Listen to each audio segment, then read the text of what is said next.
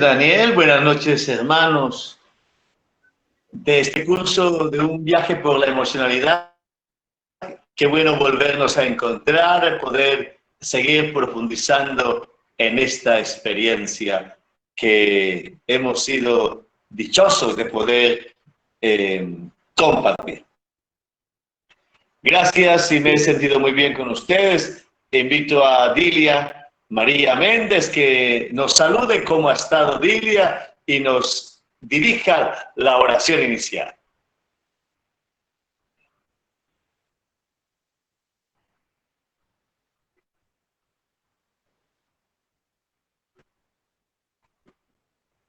Dilia. Por favor, les pedimos a todos que cuando los llamemos, pues puedan encender el micrófono.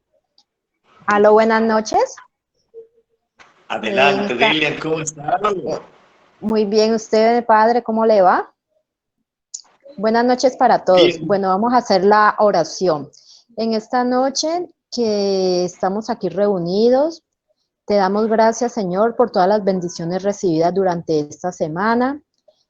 Ponemos en tus manos este curso que vamos a tener en esta noche, que nuestra mente esté dispuesta a recibir tu palabra, Señor, y que todo lo que nos enseñen hoy sea para bien de nuestra vida y de todas las personas que están haciendo este curso.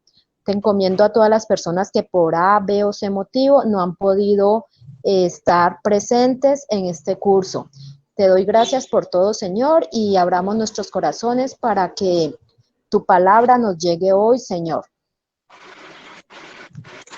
Padre nuestro que estás en el cielo, santificado sea tu nombre, venga a nosotros tu reino, hágase tu voluntad así en la tierra como en el cielo.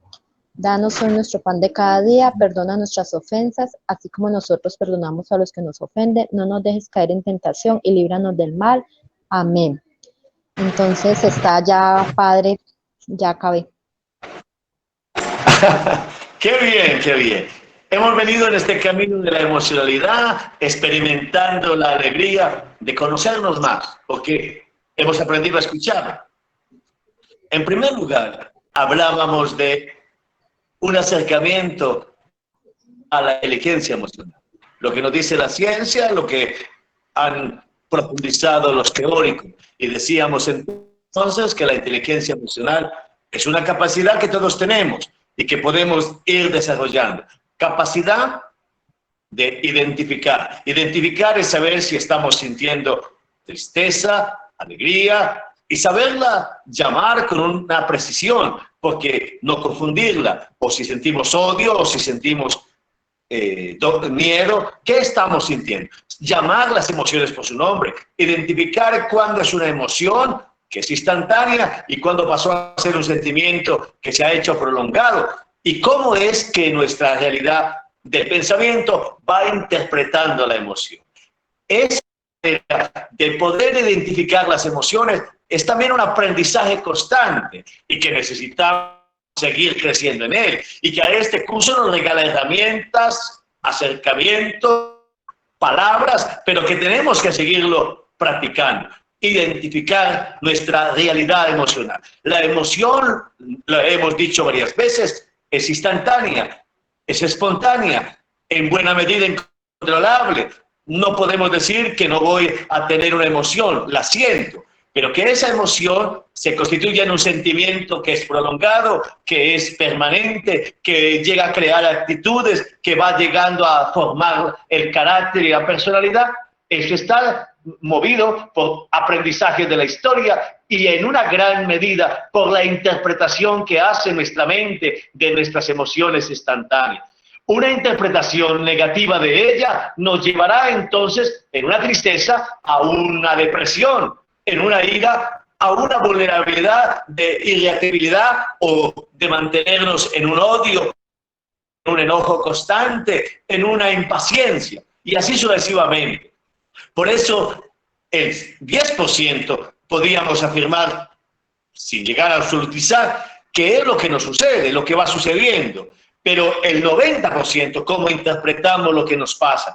los estímulos, las palabras, los acontecimientos son un 10%, pero la actitud con que interpretamos, por eso el arte de interpretar, que llamaríamos la hermenéutica, que es el arte de interpretar lo que nos está pasando, es el que define luego nuestros sentimientos. Y los sentimientos, siendo permanentes, nos van a definir. Si los sentimientos son tristes, llegaremos a ser negativos, llegaremos a ser depresivos, llegaremos a ser melancólicos y el rostro se va a notar.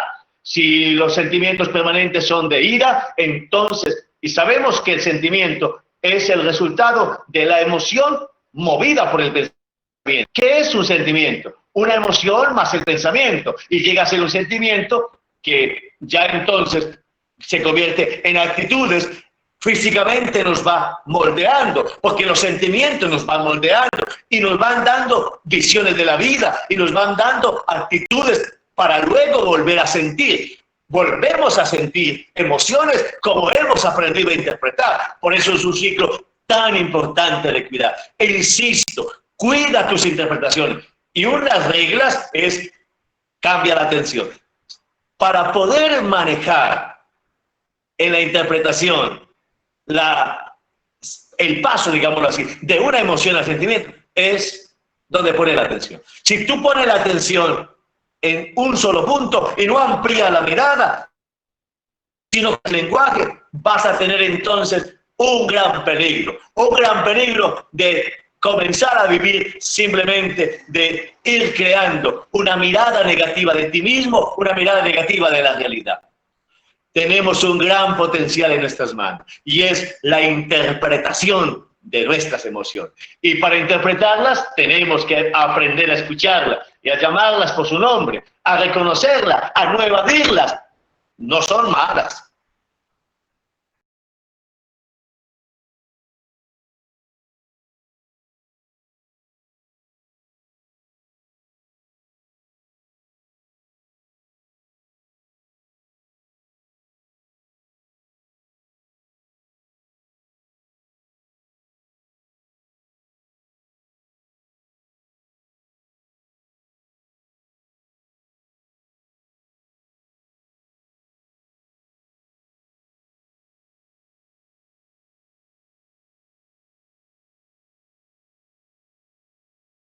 Así que uno no será absolutamente dueño de sus emociones en toda realidad.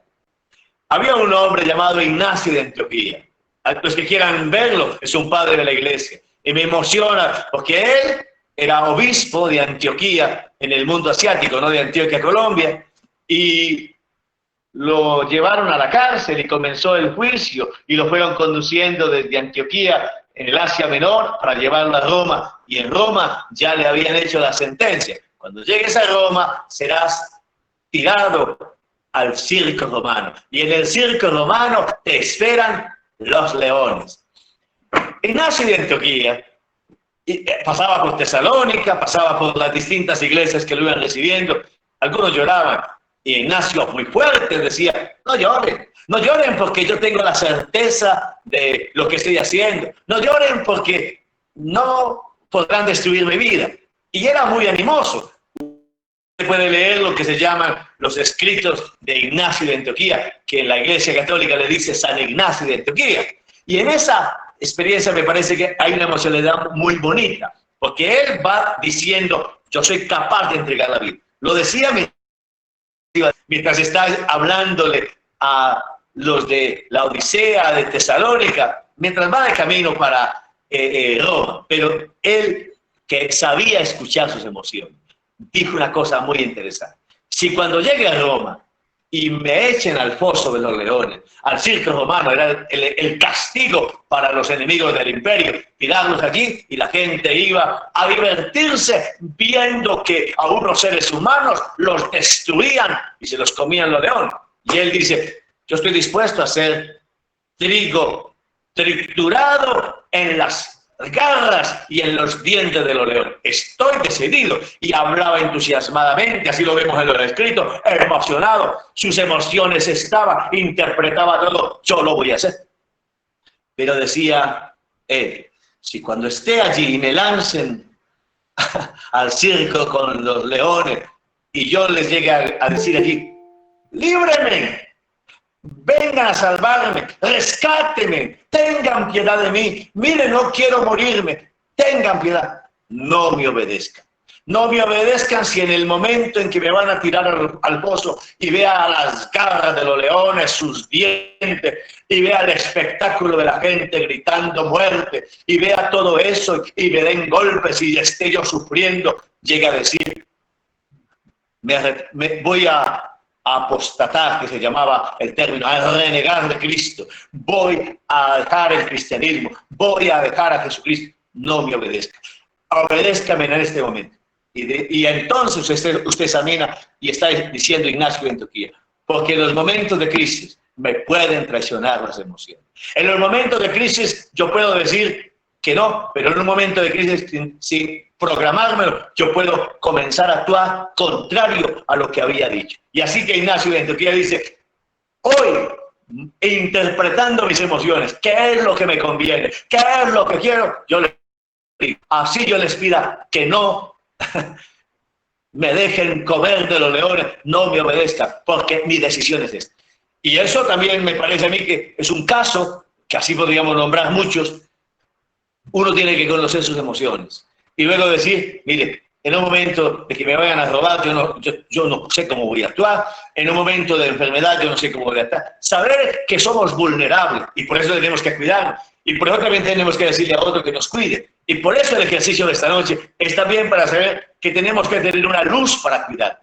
No basta interpretar bien las emociones. Hay que tener la ayuda de alguien, la ayuda de la espiritualidad. Y para el creyente y para el cristiano, la ayuda de Jesucristo el Maestro. Y la ayuda de creyentes, es una ayuda fundamental. Ignacio de Antioquía decía, si yo les pido clemencia, si yo les pido que me salve, si yo me echo para atrás, no me crean, porque lo que quiero es ser trigo triturado con los dientes de los leones para ser resucitado en Cristo. Esa es mi decisión, esa es mi convicción, eso es lo que yo deseo.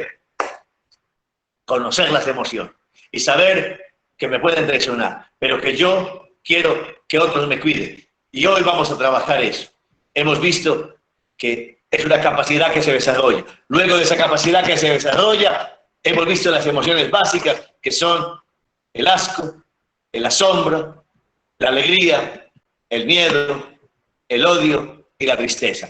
Y en ellas hemos visto herramientas para trabajar la tristeza.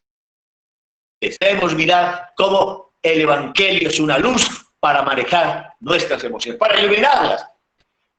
Sea que usted no sea creyente en algún momento, aquí todos yo creo que son creyentes, son cristianos, pues no, va a ser mucho más fácil, pero que alguien no fuera creyente. Los principios del Evangelio son humanos y hacen que la humanidad se levante. Jesucristo viene a darle plenitud a la humanidad. Por eso el Evangelio lo puede leer alguien sin fe y encontrará principios de vida. La vida se acrecienta dándola, dice Jesús. Es que el Evangelio es fuerza, pero el que no cree también va a encontrar una fuerza en él. Por eso nosotros vivámoslo como creyentes y también como personas que encontramos una sabiduría en un maestro que estuvo en Nazaret, que caminó de Galilea a Jerusalén y que nos va a dar luz para nuestras emociones. Que le dio las luces a Ignacio de Antioquía para saber que no se iba a fundamentar en sus cosas, sino en la luz de un maestro de la emocionalidad. Esta teoría no es mía. Un autor que ustedes pueden citarlo, Augusto Cury, un hombre brasileño, va a trabajar muchísimo esto y va a trabajar el maestro del amor, el maestro de las emociones, el maestro de la vida.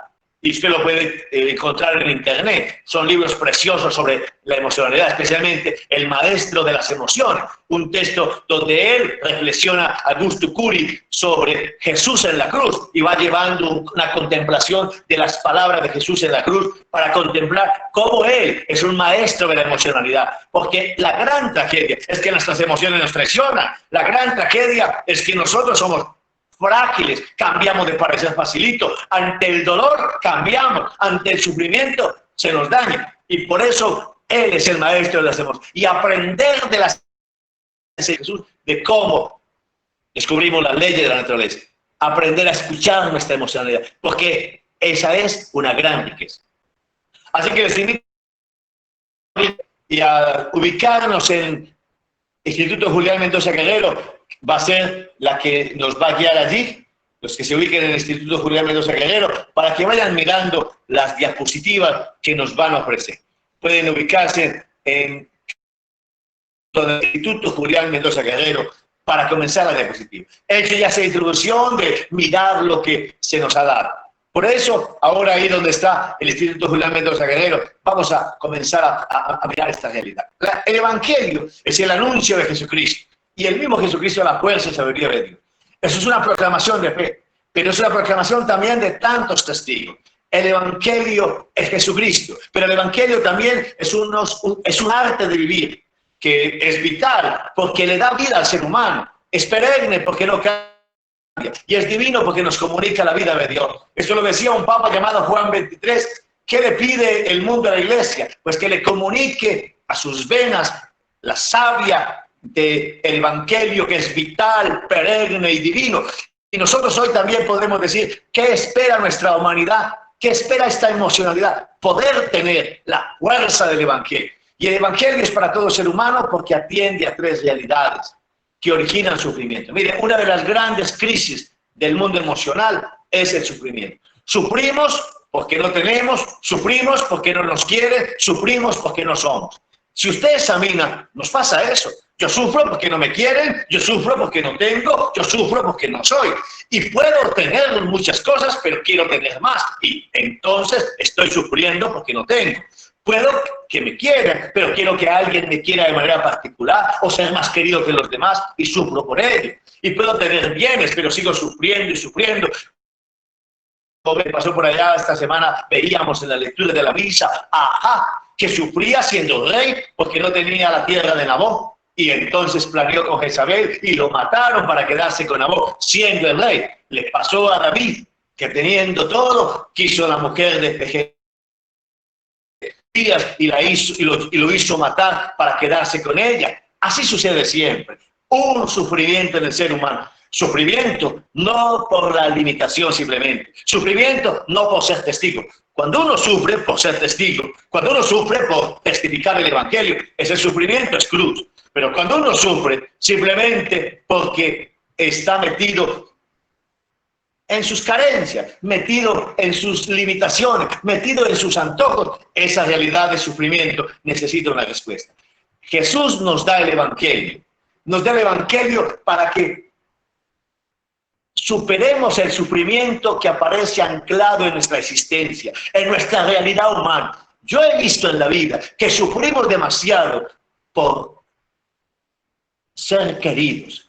Y pensamos poco en que estamos es para querer la gente. Y vivimos sufriendo porque no nos quieren. Y queriendo cambiar la gente. Y queriendo tener muchas cosas. En este mundo de consumismo, hoy que es el día sin IVA, el desaforo a consumir y el desaforo a hacer. Y el que tiene un puesto quiere tener un puesto más alto, quiere tener más poder. Y el que tiene dinero, que un afán, desde el que está en una clase baja hasta el que está en la clase alta, siempre un desequilibrio, una confusión, un caos armónico en el ser humano. Jesús nos da el Evangelio, y el Evangelio es un arte de vivir, para que esas realidades que son propias del ser humano, el tener, el ser, el querer, no se descontrolen. Porque cuando se descontrola, provocan sufrimiento. Provocan sufrimiento porque no se sacia. Provocan sufrimiento porque siempre estará queriendo. Mira, si tú quieres que te quieran, nunca vas a tener plena satisfacción. Simplemente cuando te das a querer la gente, a querer a tu pareja, a querer a los demás de manera gratuita, y a querer y a gastar tus energías queriendo, no maldiciendo, no renegando. ¿En qué gastas tus energías? Y de esa manera entonces vives contento con lo que tienes, no con que quieres tener más, no con un ideal que siempre crece, no con aquel que hace carrera a como de costa. Esa es una locura. Por eso el Evangelio viene a dar orden a la vida, orden a la humanidad, a darle armonía a la humanidad, a saciar la humanidad. El Evangelio es un arte de vivir. El Evangelio es la medicina para que la humanidad sea vivida de manera armónica, de manera equilibrada, y Jesús presenta entonces el Evangelio, la buena nueva que hace que esta humanidad sea mejor. Porque las crisis de humanidad o de emocionalidad están muy vinculadas al sufrimiento. Y es así entonces que esta experiencia que estoy contando era muy manejada por el Papa Juan Pablo II y un obispo de Colombia, Monseñor Fabio Duque Jaramillo, obispo de Sonhuila, lo ha trabajado enormemente para decir, mire, el Evangelio es para todo ser humano. ¿Por qué? Porque todos los seres humanos en esto nos encontramos. Sea de aquí, o sea de Japón, o sea del África, de Estados Unidos, tenemos la misma realidad. La misma realidad. Realidad del querer, realidad del ser, realidad del tener. Eso nos acompaña a todos. Nadie se escapa de esa tensión existente en el ser humano. Nadie se escapa de esa tensión. Y entonces, si no hay quien la ordene, no hay quien descubra unas leyes naturales, leyes de la humanidad, leyes como estamos hechos.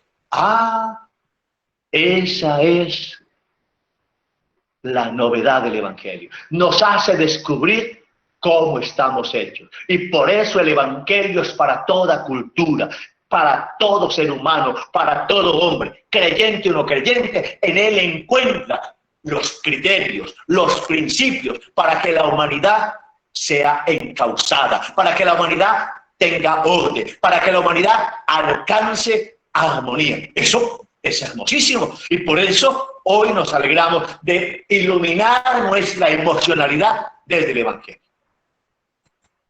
Vamos entonces a la tercera diapositiva, donde el Evangelio, luz para las emociones negativas. Y vamos a pedirle el favor a algunos que, por favor, ante la emoción de la tristeza, la proclamación de las bienaventuranzas. Algún hermano que tome la Biblia y busque San Mateo 5, 1 y 12 y prenda su micrófono y lo proclame. Voluntariamente o le decimos. Puede leer en este momento alguno de los hermanos, toma la Biblia. Nelson, adelante. Buenas noches, padre. Buenas noches, Nelson, ¿cómo ha estado? Bien, padre, ¿cómo está? Bien, gracias a Dios también, bendito sea Dios. Adelante, puede leer, Nelson, San Mateo 5, 1, 12. Al ver a la multitud, subió al monte, se sentó y se le acercaron los discípulos. Tomó la palabra y comenzó a enseñarles del siguiente modo. Felices los pobres de corazón, porque el reino de los cielos les pertenece. Felices los afligidos, porque serán consolados. Felices los desposeídos, porque heredarán la tierra. Felices los que tienen hambre y sed de justicia, porque serán saciados. Felices los misericordiosos, porque serán tratados con misericordia. Felices los limpios de corazón, porque verán a Dios. Felices los que trabajan por la paz, porque se llamarán hijos de Dios. Felices los perseguidos por causa del bien, porque el reino de los cielos les pertenece. Felices ustedes cuando los injurien, los persigan y los calumnien de todo por mi causa. Alégrense y estén contentos, pues la paga que les espera en el cielo es abundante. De ese mismo modo, persiguieron a los profetas anteriores a ustedes. Palabra del Señor. Gloria a ti, Señor Jesús. Muy bien. Hemos encontrado entonces que estamos en Mateo 5:12. Mateo 5 al 12. Comienza el texto de Mateo 5, 1, 12, que dice Nelson ahí, le hago dos preguntas. Viendo la muchedumbre, ¿a dónde sube Jesús? Al monte. Al monte. Mire, Jesús subía al monte. En la Biblia subir al monte es aquel que está en comunicación con Dios. Dos personajes del Antiguo Testamento que suben al monte son Moisés para recibir las tablas de la ley y Elías para tener la revelación de Dios. Por tanto, el que sube al monte es aquel que nos puede comunicar los secretos de Dios. Entonces el que sube al monte es maestro. Y por eso subió al monte. ¿Y qué posición tiene? de maestro.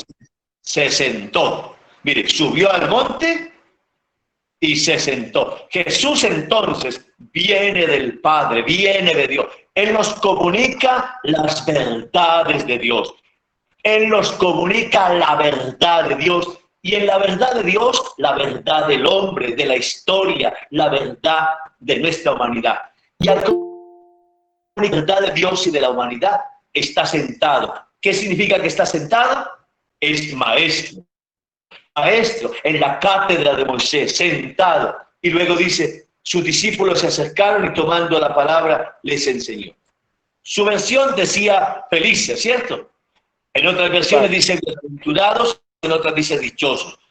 Estas bienaventuranzas, que son 9, son principios de vida. Principios de vida, solamente voy a irlas mirando. ¿Cuál es el primer principio de vida? Bienaventurados los pobres de espíritu, porque de ellos es el reino de los cielos. Pobres, en este contexto, es aquel que su única es el Señor. En nuestro contexto, cuando hablamos de pobre de espíritu, se tiene un significado a veces peyorativo, que dice que tiene una discapacidad, porque así lo dicen. No, aquí pobre de espíritu no es discapacidad o que no piense bien o que tenga una dificultad de salud. No, aquí pobre de espíritu es aquel que se aprende a confiar en Dios. Por eso dice, felices los pobres de espíritu, porque de ellos es el reino de los cielos. ¿Y qué es reino de los cielos? Dios actuando. ¿Quieres ser feliz? Apóyate en Dios y Dios podrá actuar en ti. Ese es el principio de una vida emocional sana. Confianza en Dios. Porque ¿qué es reino de Dios? ¿Qué es reino de los cielos? Dios actuando con libertad en la vida de una persona y luego de una humanidad, de una familia. El reino de Dios es el reinado, es la actuación de Dios, es Dios haciendo su gobierno. Entonces, quien se apoya en Dios, Dios actúa en su vida y eso le da libertad. Usted puede experimentar, cuando yo me confío en Dios, cuando nos confiamos en Dios y Él actúa, Él va dándole una nueva orientación a la vida. Yo dejo la justicia en manos de Él, yo dejo el futuro en manos de Él, yo confío que el pasado está en manos de Él. No soy aquel que controla la historia. Podríamos profundizar más, pero dejémoslo ahí.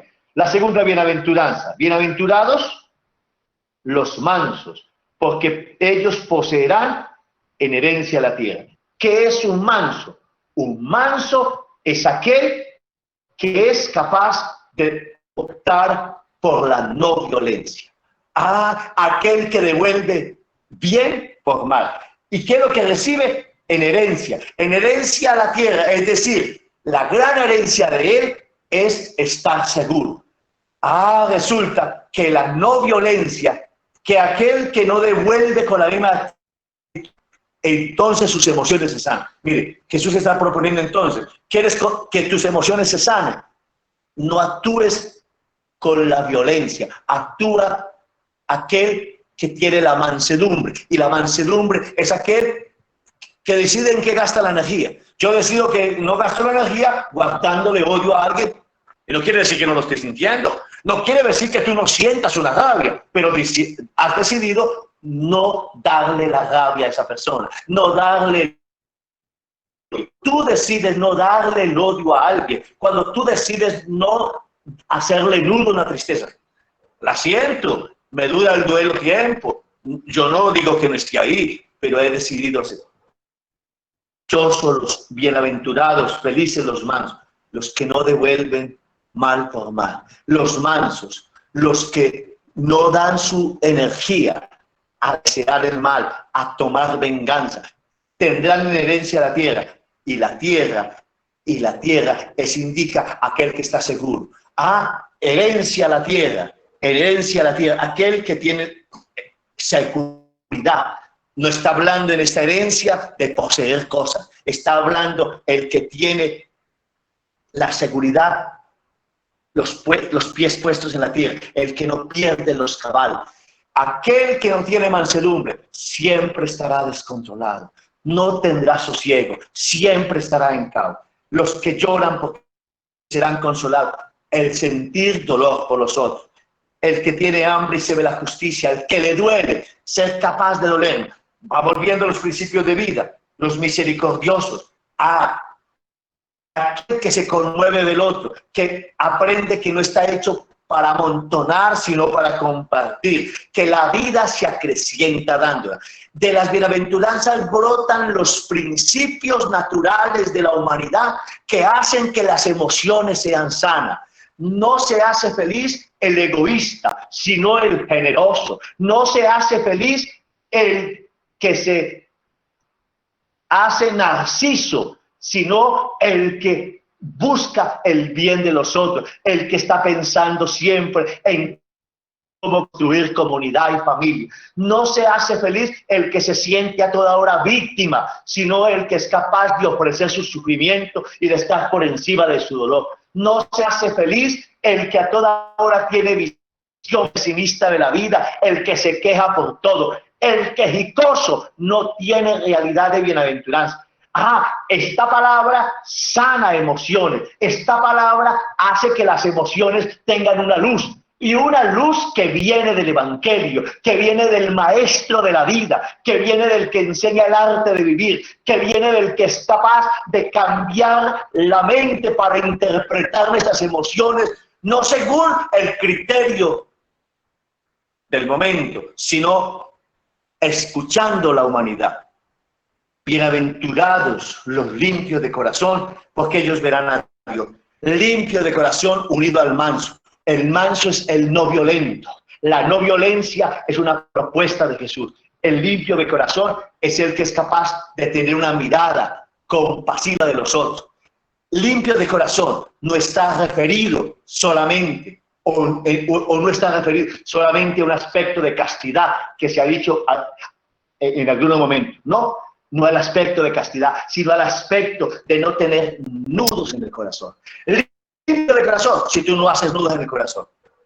Te dolió, pero no le hago nudo. No le voy a dar el odio, no voy a vivir de rencores. Evito quedar sentimiento. Y ha pasado 20 años y sigo odiando. Y ha pasado muchos años y yo sigo dándole vueltas a un problema. Yo no puedo cambiar la historia. Limpio de corazón, porque aprendo a soltar. Limpio de corazón, porque aprendo a mirar con esperanza el futuro. Limpio de corazón, porque puedo ver a Dios en los hermanos. Solo ve a Dios quien es capaz de estar limpio de corazón. Quien amontonando rabias, quien vive amontonando duelos, quien vive amontonando odio, quien vive amontonando tristeza, haciéndole nudo a desilusiones, a fracasos, se llena el corazón. Entonces, con tanta basura no puede haber a Dios en la historia. Cree que Dios lo abandonó, cree que no hay esperanza, cree que esto no hay futuro. Y las emociones se vuelven enfermas. Con virus, en tiempo de coronavirus, emociones enfermas que reaccionan a toda hora creyéndose que es víctima, que no hay futuro, que estamos pesimistas, que esto no hay solución. El Evangelio viene a iluminar tus emociones. Y para eso es este curso. Esta es una luz. Yo no tengo la panacea, es decir, la solución de todo, pero sí tengo la certeza por vida personal. Esto lo digo por vida personal, por la vida de los mártires, de tanta gente que yo he visto en la vida, que han sanado sus emociones, que las han aprendido a interpretar, a entender y a manejar por la luz del Evangelio. El Evangelio viene en servicio de la ciencia, el Evangelio viene en auxilio de nuestra humanidad. Y por eso yo siento que algo que los seres humanos aprendemos de niños y que a veces no encontramos como caminos, y es como aprender a soltar los nudos. Los nudos hacen que el corazón esté sucio porque gasto energías renegando, protestando, maldiciendo, sintiéndome víctima, pesimista o creyéndome narcisista, autorreferencial, como si yo fuera el centro del mundo, como si la vida se agotara conmigo, como si después de mí no hay nada, como si yo tuviera la verdad. Limpio de corazón. Es una bienaventuranza preciosa para las emociones. Ojalá lo podamos meditar después mucho más para no cansarlos más. Bienaventurados, algo muy interesante. Y esto es para creyentes. Bienaventurados los que trabajan por la paz, porque ellos se llamarán hijos de Dios. Trabajar por la paz. y es que yo sea constructor de encuentros. Mire, quien busca construir encuentros en personas, él entonces se llamará hijo de Dios. Los hijos de Dios unen las personas. Los hijos de Dios sanan las emociones. Cuando yo vivo uniendo la familia, cuando yo vivo uniendo la humanidad, cuando yo busco que las personas se quieran, se respeten, cuando yo busco que las personas bendigan, eso sana las emociones. Pero si yo vivo encendiendo, sembrando desconfianza, sembrando temores, eso enferma a la humanidad. La familia se enferma, la iglesia se enferma, la humanidad se enferma. Estas bienaventuranzas sanen nuestras emociones porque nuestra humanidad se enferma emocionalmente, porque nosotros no tenemos una luz preciosa como esta. Finalmente, Jesús habla de las persecuciones, y esas persecuciones es que si uno está siendo perseguido por la fe, que uno no lo persigan porque se manejó mal o porque tiene un pecado, pues eso es consecuencia del pecado, eso es fruto del pecado, porque dice la palabra misma por el apóstol Pablo, el fruto del pecado es la muerte. Si yo estoy en un pecado y me están persiguiendo, eso no es cruz y eso no es persecución por fe, eso es consecuencia de mi pecado. Pero si tengo sufrimiento porque me manejo bien, si tengo sufrimiento porque amo, si tengo sufrimiento porque soy de Cristo, si tengo sufrimiento haciendo el bien, si tengo sufrimiento porque resulta que proclamo y hay gente que tiene maldad y el malvado quiere fastidiarme y separarme de Cristo como a San Ignacio de Antioquía, entonces yo tengo que decir, dichoso sufrir sin haber hecho el mal, dichoso sufrir por perseverar en la fe, dichoso por devolver bien por mal. La felicidad que está proponiendo la última bienaventuranza es una felicidad de sufrir haciendo las cosas bien. El sufrimiento cuando uno ha hecho las cosas mal, cuando ha dado escándalo, cuando es consecuencia del pecado, ahí no, ahí es purificación. La realidad del sufrimiento que tiene su mérito de evangelio es cuando uno, habiéndose manejado bien, habiéndose tratado bien, lo calumnia, lo violenta, lo maltrata. Ahí sí entonces el sufrimiento un carácter redentor, porque no es purificación de mi pecado, sino sufrimiento, cruz, experiencia de felicidad. Y dice Jesús, felices, porque los persiguen por ser mis discípulos.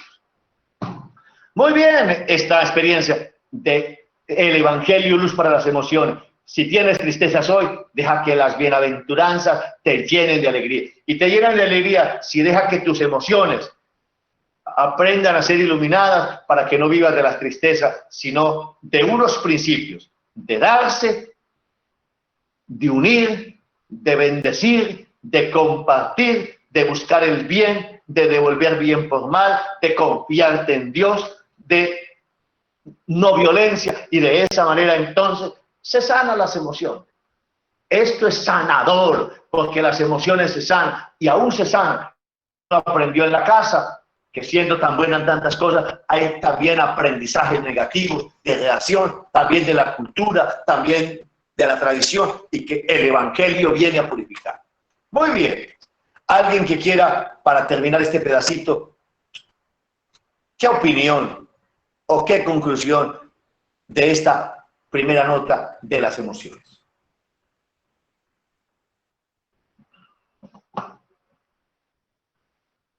Muchos. Entonces le pido el favor a Pablo Andrea Aristizábal. ¿Cómo recibe ese anuncio de la emoción de la tristeza iluminada por las bienaventuranzas?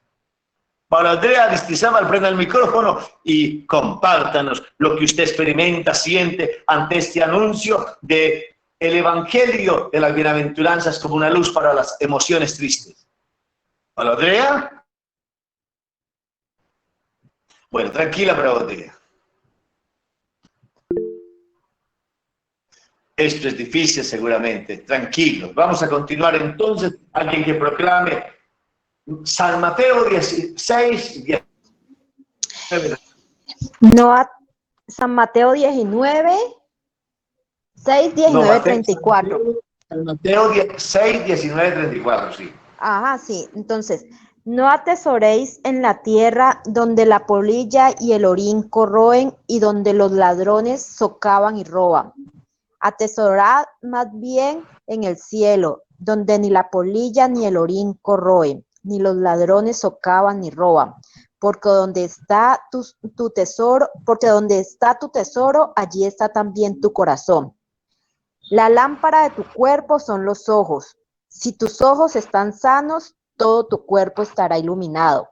Pero si están enfermos, todo tu cuerpo estará oscuro. Y si la luz que hay en ti está apagada, ¿cuánta será la oscuridad? Nadie puede servir a dos amos, porque odiará a uno y amará al otro, o bien despreciará a uno y se apegará al otro. No podéis servir a Dios y al dinero. Porque eso os digo, no os angustiéis por vuestra vida, que vais a comer, ni por vuestro cuerpo, que vais a vestir. Porque la vida es más que el alimento, y el cuerpo más que el vestido. Mirad las aves del cielo, mira las aves del cielo, no siembran, ni ciegan, ni recogen en graneros, y vuestro Padre Celestial las alimenta. ¿No valéis vosotros más que ellas? ¿Quién de vosotros, por mucho que cavile, puede añadir una sola hora al tiempo de su vida? ¿Y del vestido, por qué os preocupáis? Mira cómo crecen los lirios del campo, no se fatigan ni hilan. Pero yo os digo que ni Salomón en todo su esplendor se vistió como uno de ellos. Pues si Dios viste a la hierba del campo, que hoy es y mañana se la echa al fuego, ¿no hará más que vosotros, hombres de poca fe? No os inquietéis diciendo, ¿qué comeremos? ¿O qué beberemos? ¿O cómo vestiremos? Por todas esas cosas se afanan los paganos. Vuestro Padre Celestial ya sabes que las necesitáis. Buscad primero el reino de Dios y toda su justicia, y todo eso se os dará por añadidura. Así que no os inquietéis por el día de mañana, que el mañana traerá su inquietud. A cada día le bastan sus problemas. Palabra de Dios. Te alabamos, Señor. Encontramos en esta parte del miedo. Y en esta me voy a centrar en decir la providencia. ¿Qué es la providencia? El Padre que acompaña nuestra historia. Es una proclamación de Jesús. Fuimos creados por amor. Él nos acompaña en la historia con amor. Y Él nos sostiene. No somos aquellos que vamos por la historia a ver qué pasa. Dios no nos creó y nos lanzó, arréglenla como quieran. Él nos creó por amor. Él nos sostiene en su amor. Con dificultades, con limitaciones. La providencia que está dando Jesús es que aprendamos a descubrir la mano bondadosa de Dios en las cosas. O vivimos para las cosas, o vivimos sirviéndonos de las cosas. Esto es una cosa tremenda, porque en nuestra época hay dinero, la idolatría del dinero. El nuevo becerro que Moisés cuando se fue al monte y bajó y los israelitas un becerro de oro y lo adoraban diciendo, este nos sacó de Egipto, hoy se llama la plata. La pandemia nos enseñó también de que no todo es plata. Hoy hemos visto una locura en las compras también, porque volvimos a ver como si consumir nos hace. La idolatría del consumo es una cosa tremenda, que nos afecta y que si no nos cuidamos, eso es una cosa, comprar lo que no se necesita, con plata que no se tiene, para aparentar a gente que no conocemos. Eso es un principio de un economista chileno que me gusta mucho. Compramos lo que no necesitamos, con plata que no tenemos, para aparentarle a gente que no conocemos. Eso está montado y así se mueve este mundo, el mundo de la idolatría. Eso acaba las emociones. Las emociones porque siempre estamos pensando en que no tenemos lo suficiente, en que tenemos que tener lo que los otros tienen, en que tenemos que vivir a la moda, al último equipo. Por eso esa situación, bueno, lo que uno necesita, si sea costoso, lo consigue. Si lo necesito para la pastoral o para la vida. Pero lo que no necesita, ¿por qué lo consigo? Que porque estaba barato, o para amontonar, o para coleccionar. Respeto a los coleccionistas, pero se vuelve una locura. Y esa realidad hace enfermar, porque entonces estoy sufriendo, porque tengo más. Donde está tu tesoro está tu corazón, dice Jesús. Y por eso dice, miren los pájaros, miren las aves, aprendan a confiar en el Padre. Y nos servimos de las cosas, pero las cosas no nos poseen. Quien las cosas lo poseen, sus emociones siempre serán enfermas. Enfermas por tener cosas. Enfermas porque le tocaron una cosa. Que yo me mato porque me tocaron el carro. Que yo me mato porque me tocaron el televisor. Que el celular me lo respeta. Que está bien, hay que cuidar las cosas, pero nunca hacer violencia. Y confiar en que el Padre, y no todo se puede por la plata, y no estamos simplemente viviendo para tener. Está bien, hay dificultades, pero no vivir en una angustia. Aprender a administrar, eso también es una nota. Aprender a administrar lo que no se tiene, a vivir con lo que se tiene. No meterse en los gastos de hoy en día que se dice, tengo tarjeta con cupo de 8 millones y me gasto y luego ¿con qué la pago? No meterse en deudas de gota a gota, no meterse en tantas cosas. Es que no hay que vivir comprando todo lo que está barato, no hay que vivir comprando todo lo que los otros estrenaron, no hay que estrenar simplemente porque hay que tener colección de gorras, de zapatos, de lociones, porque eso me hace más persona. Es una crisis. Y esa es la misma crisis cultural del ser. El ser no depende de tener cosas. Está bien que tengamos las cositas, cuidémoslas, pero no depender de que tener cosas es lo que me da la realidad personal. La providencia es un criterio de vida. Yo me sirvo de las cosas, pero no vivo de las cosas. Las cosas, Dios me las da. Pero esto es un aprendizaje. Y en nuestra cultura, tremenda, porque nuestra cultura nos dice esa montones. Consiga plata como sea. Todo se puede por la plata. Y eso es una locura, una profesión. Si no da plata no sirve. ¿Y qué vas a dar? ¿Y cuánto va a dar de plata? Y en este tiempo sí que tenemos crisis porque todo tiene que dar plata. Cuando se vive de ello, nuestra locura. Y por eso este tiempo ha sido tan difícil, porque entonces se habla simplemente cómo se va a reactivar la economía porque estamos en plata. Y nos morimos. Y que eso está seguro para todos. Y eso es breve porque cada día lo experimento. Y nada nos podemos llevar. ¡Nada! Nada. ¿Quién se va a llevar algo? La providencia es confiar en que Dios sabe de nosotros. La providencia es administrar bien lo que se tiene. La providencia es tener libertad para las cosas. Uno puede tener las cosas, pero que las cosas no me poseen. Las cosas son para compartirlas, para administrarlas bien. Las cosas son para disfrutarlas. Las cosas son para cuidarlas, pero no para depender de ellas. Sin idolatría. Cuando yo hago idolatría de las cosas, primero son las personas. Primero son las personas. Primero es Dios. Primero es administrar bien las cosas. Y las cosas se disfrutan más compartidas, usted mismo lo sabe. Uno se sienta a la mesa a comer solo, y muchas veces en los lados cuando estaba en el instituto y en algunos lados, y uno no come igual que cuando está comiendo con 4, hoy comí como con 6 personas, ¿cierto? Y disfruta nomás la comida. Es que esa es la vida. Las cosas se hacen mejor compartiendo. La vida tiene amor. Son leyes naturales. Así está hecha nuestra humanidad. El creyente dice, así nos hizo Dios. Eso es así. La providencia está fundada en descubrir cómo estamos hechos. No estamos hechos para amontonar cosas. No estamos hechos para que todo se quede por la plata. No estamos hechos simplemente para servirle a las cosas. Las películas que han hablado del ser humano dominado por las máquinas aparecen también aquí. Mire, Dios nos quiere libre de eso. Y así entonces nosotros proclamamos las emociones se enferman cuando las cosas nos poseen. Y ese es el gran miedo. El gran miedo también en muchas cosas. Hemos hablado también de controlar los miedos con otros ejercicios en el encuentro pasado, que son válidos, pero aquí estamos hablando de un gran foco de miedo. Un gran foco de miedo es cuando no confiamos en la providencia. Y vamos con la última, que es una proclamación preciosa sobre en qué gasto mi energía cuando tengo ira. Todos tenemos ira, mucha o poca. La Biblia habla de ira santa de Jesús y no es ira santa, es ira humana. El Evangelio le pone ira santa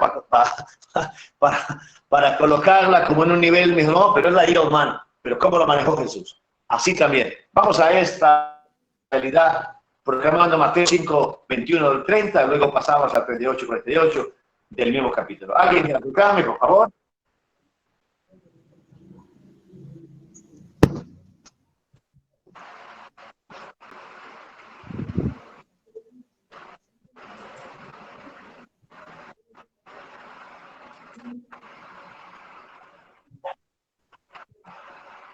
Adelante.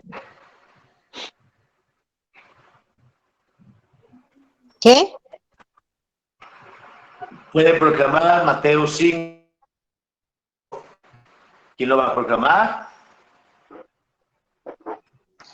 Bueno, entonces, pues, padre, yo quería dar la oportunidad a otra persona. Entonces, Mateo 5, 21 al 30. Bueno, ya arranco. ¿Sabéis que se dijo ¿Sabéis que se dijo a los antiguos, no matarás, y el que mate será llevado a juicio? Pero yo os digo que el que se irrite con su hermano será llevado a juicio. El que insulte a su hermano será llevado ante el Tribunal Supremo, y el que lo injurie gravemente será llevado al fuego. Por tanto, si al llevar tu ofrenda al altar te recuerdas que tu hermano tiene algo contra ti, deja tu ofrenda delante del altar y vete antes a reconciliarte con tu hermano. Después vuelve y presenta tu ofrenda. Ponte a buenas con tu adversario pronto, mientras que vas con él por el camino. No sea que te entregue al juez y el juez al alguacil y te metan en la cárcel. Te aseguro que no saldrás de allí hasta que pagues el último céntimo. Sabéis que se dijo, no cometerás adulterio, pero yo os digo que todo el que mira a una mujer con mal deseo ya ha cometido con ella adulterio en su corazón. Por tanto, si tu ojo derecho te pone en peligro de pecar, arráncatelo y tíralo, porque te conviene perder uno de tus miembros antes que todo tu cuerpo sea arrojado al fuego. Y si tu mano derecha te pone en peligro de pecar, córtatela y tírala, porque te conviene perder uno de tus miembros antes que todo tu cuerpo se vaya al fuego.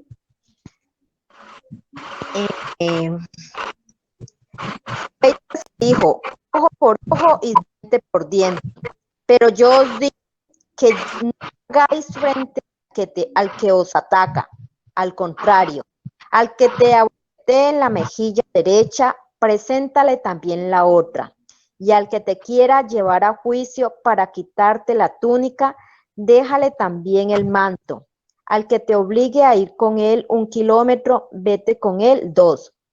Da a quien te pida y no vuelvas la espalda al que desea que le prestes algo.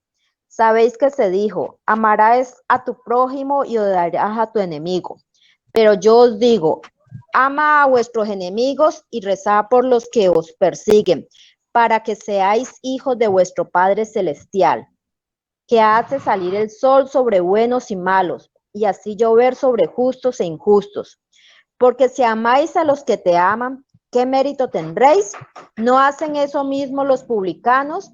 Y si saludáis solamente a vuestros hermanos, ¿qué hacéis de especial? ¿No hacen eso bien los paganos? Vosotros sed perfectos como vuestro Padre Celestial es perfecto. Palabra de Dios. Te alabamos, Señor. Nos encontramos entonces en la tercera parte para manejar las emociones. Ante la emoción de la vida, la proclamación del camino del perdón y la misericordia. Mire, hemos trabajado en la clase anterior, en el encuentro, un manejo del miedo, un manejo de la tristeza y un manejo de la ira. Y eso es válido, pero esto ilumina. Jesús está planteando la vocación al amor. Solo el perdón y de la misericordia hacen que yo gasto las energías. O gasto las energías perdonando y teniendo misericordia, o buscando caminos de reconciliación, o gasto mis energías envenenando, tomando venganza o haciendo el mal. Que esta luz del Evangelio nos permitan pues a nosotros buscar caminos para que nuestro mundo emocional sea sano. Jesús ha venido a nuestra humanidad. Esta humanidad necesita renovarse y lo que más quiere uno es que la humanidad sea sana. Pues dejemos que nuestra humanidad sea sana porque la dejamos iluminar por la fuerza del Evangelio. Vamos a la última parte. Les propongo un itinerario de fe para nuestras emociones. A partir de la segunda carta de San Pablo a los Corintios 1, 13, 11. Y en ese itinerario, lo llamamos un camino, el itinerario significa camino, Pablo está hablando del sufrimiento. Y hemos dicho aquí que las emociones y esa realidad del paso de la emoción al sentimiento es la que hace que tengamos que experimentar sufrimiento. Experimentamos sufrimiento cuando la interpretación de nuestras emociones son de carácter negativo. El mal manejo de una tristeza, de un miedo, de una ira, nos lleva al sufrimiento. Quien maneja bien las emociones, pues está el sufrimiento, perdón, está la tristeza, está el duelo, está el miedo, está la ira, pero no sufre. No sufre porque no le hace nudo, pero resulta quien queda anclado al sufrimiento. Y como somos tan propensos a los sufrimientos, porque a veces no somos capaces de soltar los nudos, pues entonces se nos propone un itinerario de fe para nuestras emociones. San Pablo lo presenta en el capítulo 1, del versículo 3 al 11, que ahí también hay otras citas de Isaías cuando dice consuelen a mi pueblo, y de Mateo cuando dice vengan a mí los que están cansados que yo los aliviaré. Porque somos limitados y tenemos la teoría y la luz del Evangelio, pero seguimos sufriendo. Seguimos sufriendo porque hacemos el mal que no queremos, dejamos de hacer el bien que nos hemos propuesto, porque somos limitados. La limitación humana nos acompaña una limitación humana muchas veces. Y por eso una propuesta, un camino para que nuestras emociones sean sanas. Dios es nuestro consuelo. Alguien que haya encontrado 2 Corintios 1:3.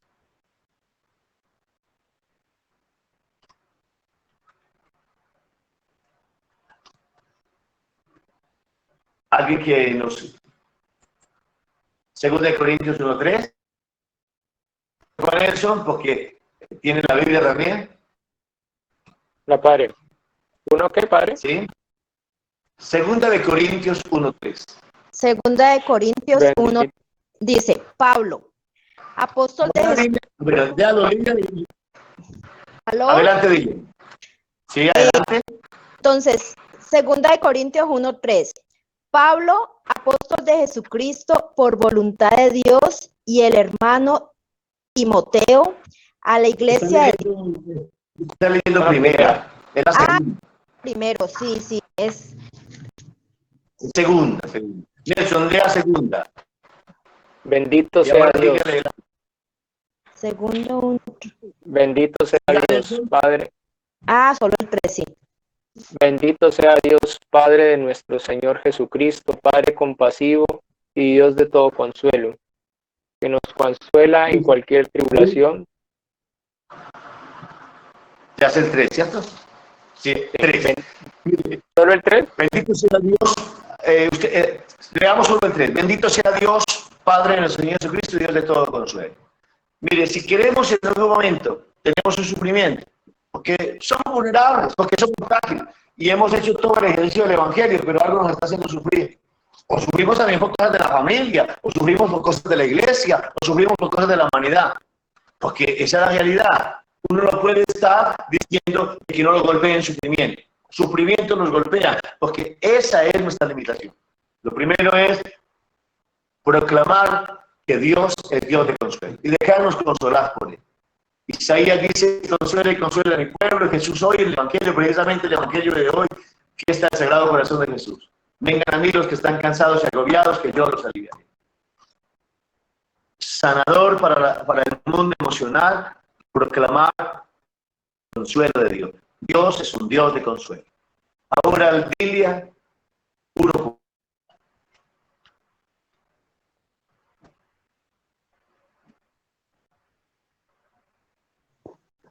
En esa misma, Sí, estamos en esa misma.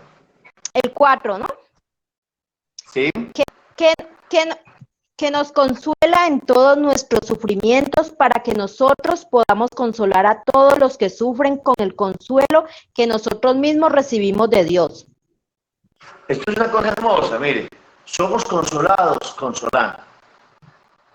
Cuando tengamos sufrimientos, porque no lo buscamos, sufrimientos también porque tenemos persecuciones, sufrimientos haciendo el bien. Esa bienaventuranza última, dichosos ustedes cuando sufren por ser discípulos de Cristo. Eso está sufrimiento. Sufrimiento por las limitaciones, sufrimiento por una enfermedad, no por consecuencia del pecado, sino porque nos vino una enfermedad habiéndonos manejado bien. Entonces, consolemos a alguien. Cuando estás enfermo, consuela a un enfermo. Cuando estás triste, consuela a un triste. Cuando estás débil, habla con alguien que está débil, consolando a otro. Decía el Papa Francisco que la iglesia es un hospital de misericordia. Uno ayudando a alguien necesitado, Dios lo consuela. Por eso somos consolados para consolar. ¿Quieres estar consolado? Consuela a alguien.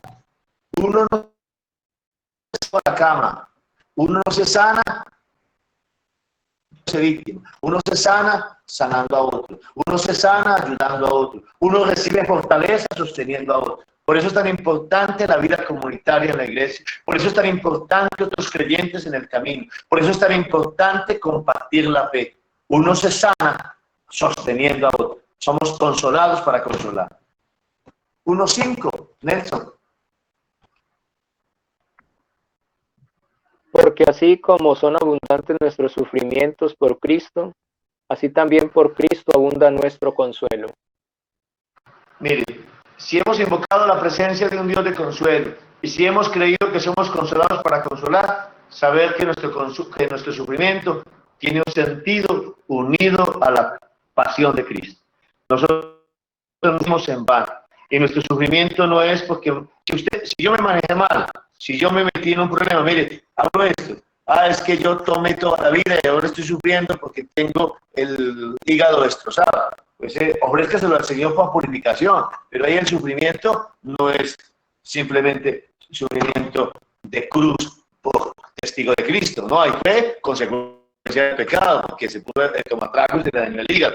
El sufrimiento es porque yo soy testigo de la fe, habiéndome manejado bien, habiendo sido justo. Entonces, uno mi sufrimiento a la cruz de Cristo y entonces también puedo unir cuando es consecuencia del pecado, pero lo hermoso es cuando el sufrimiento es por haber sido justo, por haber tenido una vida de rectitud, por haber entregado lo mejor de sí mismo. Y eso también, sea en un caso o en otro, cuando unimos nuestro sufrimiento a Cristo, eso sana las emociones. Porque el creyente puede experimentar que su sufrimiento unido a la cruz de Cristo también es elección para otro. 1, 6, 7. Pues si el 6. Si tenemos que sufrir, es para vuestro consuelo y salvación. Si somos consolados, es para que vosotros también lo seáis y tengáis ánimos para soportar con paciencia los sufrimientos que nosotros pasamos. Tenemos en vosotros una esperanza firme, convencidos de que, como participáis en los sufrimientos, participaréis también en el consuelo. Ya. Tiene una nota importante que allí se va a encontrar, una nota muy importante, y es en la experiencia de que nosotros no somos los únicos que sufrimos. Hay otros sufrimientos. Cuando uno puede hablar de su sufrimiento, encuentra que hay también personas sufriendo y deja de estarse sintiendo víctima. Está bien, uno tiene sufrimiento, pero no se meta en el sufrimiento del quejicoso, del que se cree que es el más sufrido del mundo. Descubre que también hay otros sufriendo. Pablo dice que comparte los sufrimientos con otros. Nosotros aprendamos a ampliar la mirada y a ver que hay otros sufriendo también. 1.8.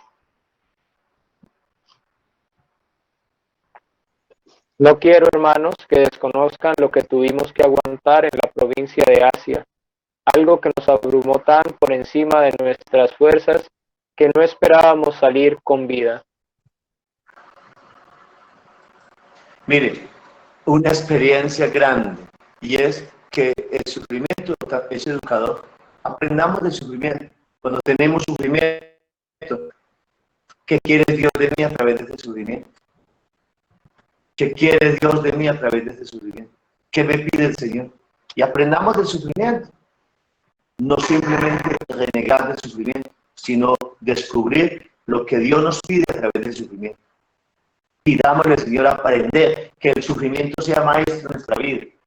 Hay dos cosas que en la vida lo educan a uno: sufrir, tener enfermedad y la muerte de seres queridos. Eso lo educa a uno, porque resulta que la autosuficiencia se mete en el ser humano. La autorreferencialidad comienza a afectar. El creer que somos el centro del mundo. Permitir que cuando haya sufrimiento en la vida, el sufrimiento nos educa.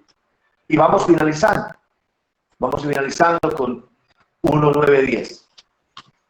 Tuvimos como segura la sentencia de muerte, para que no confiemos en nosotros mismos, sino en Dios, que resucitará a los muertos. Él es quien nos libró de aquel peligro mortal y nos seguirá liberando. Esperamos que lo siga haciendo en adelante. Una nota muy importante allí, y es que así como proclamamos el consuelo de Dios, también podemos proclamar la confianza en Dios. Dios nos acompaña, Dios nos da su fuerza, Dios nos da su paz.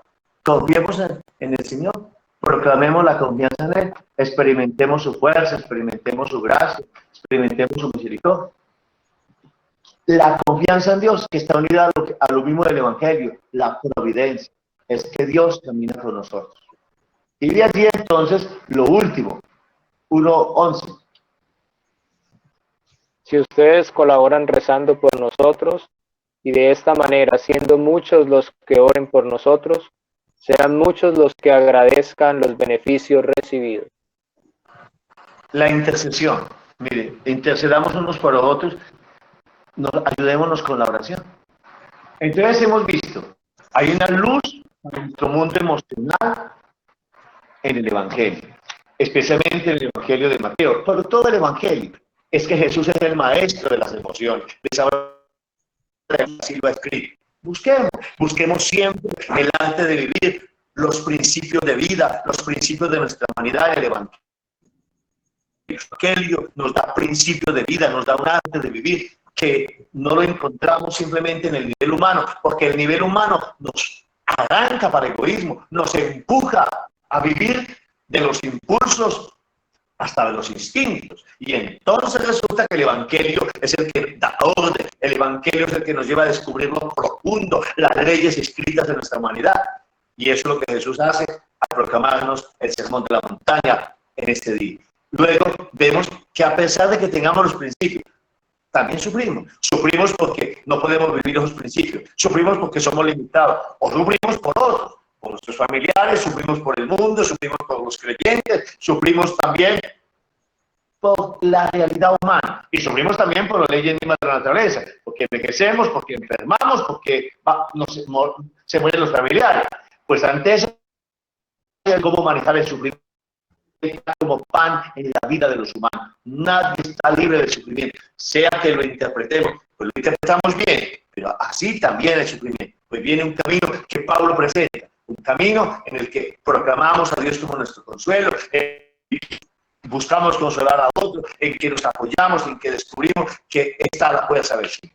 Vamos a ir haciendo algunas conclusiones de esto. Los dos que han hablado esta noche, conclusión de Vivian, por favor.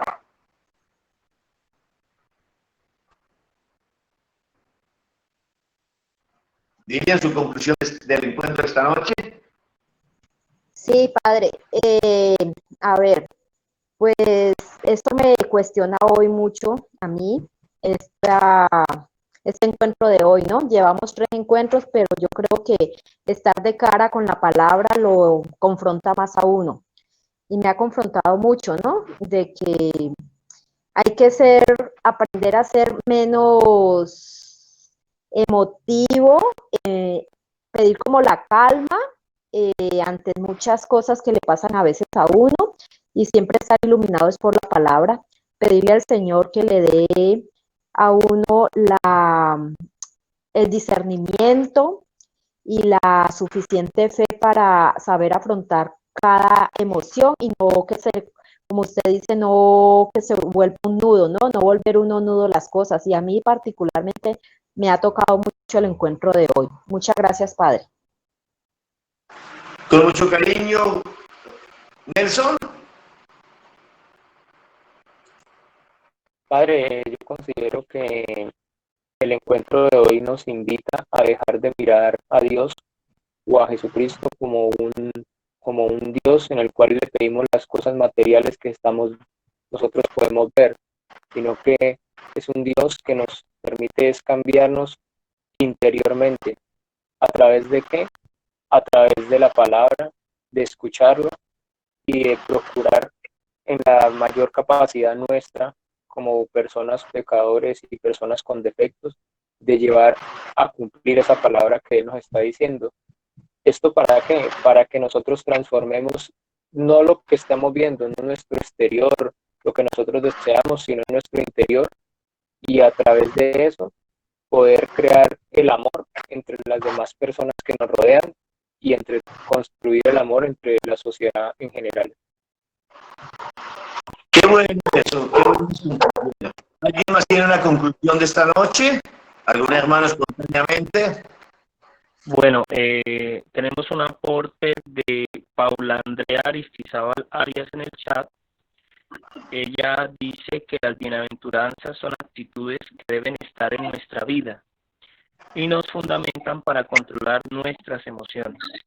Son características de los que son hijos de Dios y son un diseño para la vida.